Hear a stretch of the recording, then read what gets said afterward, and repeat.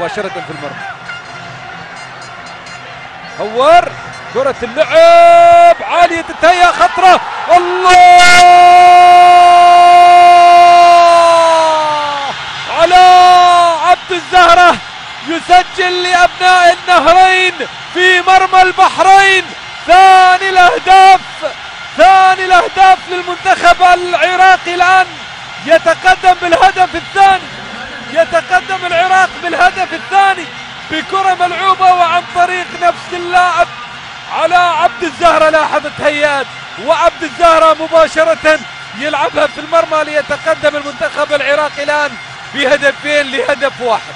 2-1 الآن 2-1. لاحظ الكرة الماضية تتهيأ ويبدو بأن قصي منير بالفعل هو من هيئها، وعلى عبد الزهرة يضعها في المرمى ليتقدم الآن المنتخب العراقي بهدفين لهدف واحد.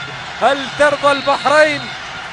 ترضى البحرين بتأخرها؟ ولكن للأمانة من أجمل مباريات هذه البطولة حتى الآن. هذا هو هوار وفرحة كبيرة على اعتبار أنه هو من لعب الكرة الماضية. سلمان عيسى تتهيأ